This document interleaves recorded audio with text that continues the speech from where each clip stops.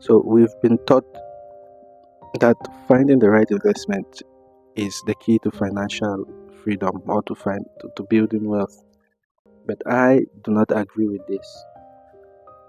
Over the years, I have come to discover that we neglect one important factor throughout our wealth building process.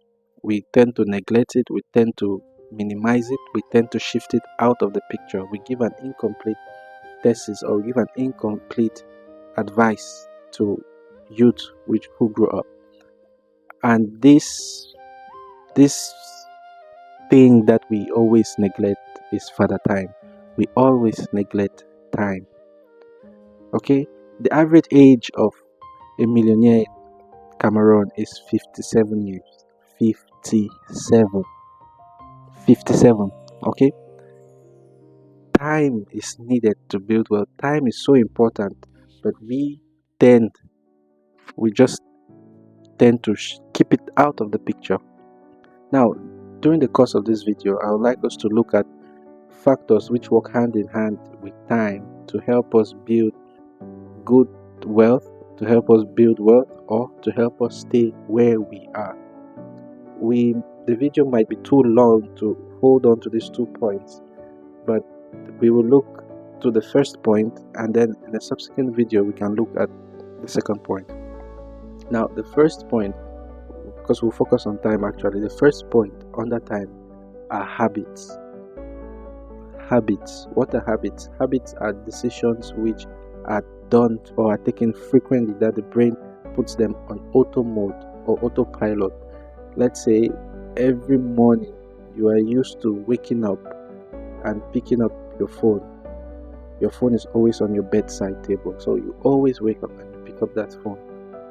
If you one day your phone is not there, when you wake up in the morning, immediately your hand will go to that bedside cover. That means your brain has already designated that every morning your hand will go there, so it doesn't need to put brain power into making such decisions. It can focus on other things. Now, this is a habit. Now, there are 3 things under habits which cause us to either build wealth properly or remain where we are. The first is the lifestyle tax. The lifestyle tax is what we tax ourselves. Okay, nobody taxes you, but we tax ourselves. When our income goes high, we automatically put our lifestyle, send our lifestyle high, an increase in lifestyle, an increase in income. Now, I've discussed this a little bit in my previous videos. You can find them on any corner. I don't know where I'll put it, but you can find the videos there and you can watch. This lifestyle tax tends to always lead us astray. An increase in income always leads to an increase in lifestyle. The second point is we have here the social pressure. Now, this is about trending topics. You want to trend or you want to lead a trend. This will put us into precarious situations, into tight corners. You want to wear the latest shoes, you want to drive the latest cars, you want to live in the biggest of estates. There's nothing wrong in that. But don't let that pressure push you into taking poor financial decisions. The third one will be bad investments. Bad investments are because we become either too greedy or we do not do the due diligence of checking or running fact checks about an investment. Now, I would like to give a very popular example which can encompass all these 3 points which I have put together. That is lifestyle tax, bad investments, and the social pressure. I would like us to look at the life of Mike Tyson, famous boxer, one of the best in the rings. Okay, but we always look at his triumphs in the ring, and many of us forget to see how he did financially outside of the ring. Now, Mike Tyson had a 20-year long career in boxing. He was very good at it, no doubt. In these 20 years, he made approximately $413 million. Okay, Back then, if we adjust the money with inflation and so on and so forth, in our time now in 2026, it will be roughly $700 million. That's a lot of money for 20 years. But let's look at his time, 413 million over the course of his career. Now, by 2008, he filed for bankruptcy with $23 million in debt.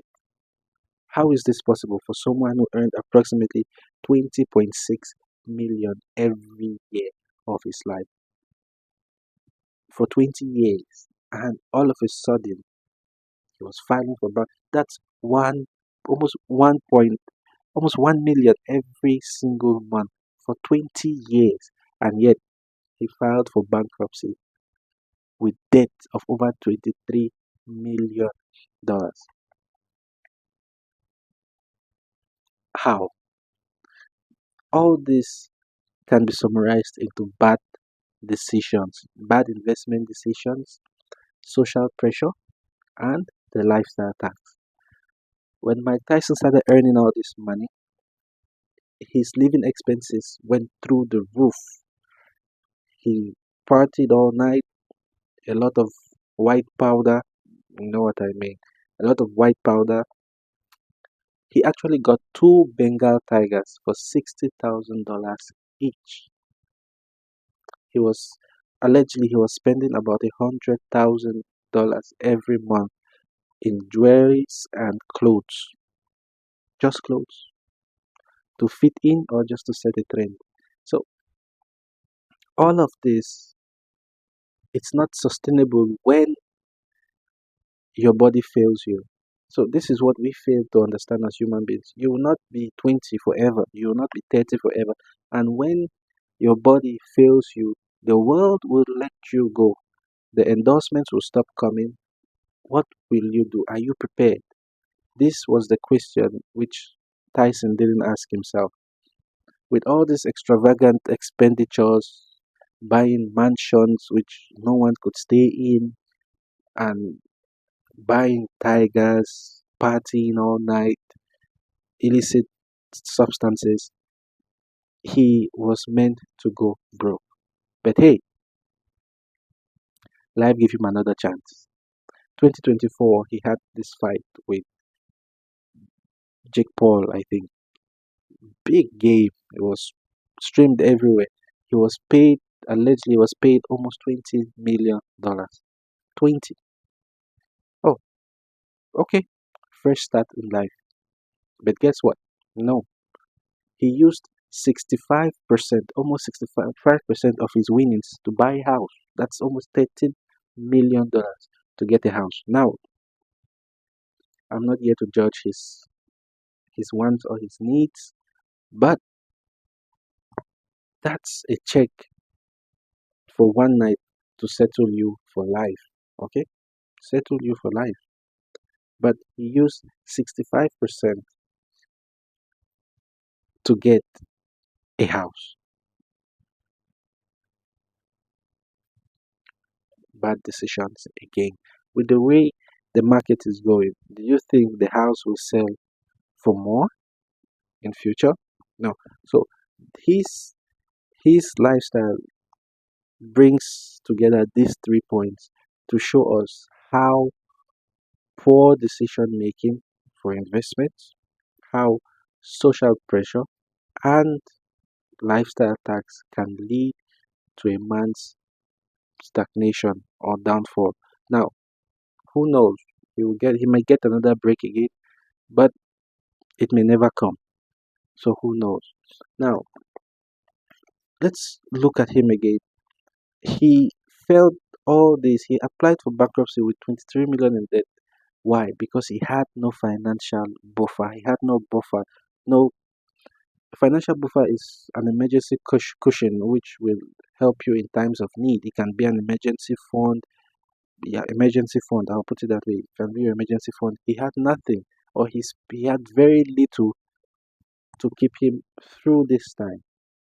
Is that what you're doing? I sure hell no. That's what all of us used to do. We go on to spend money which we do not really have.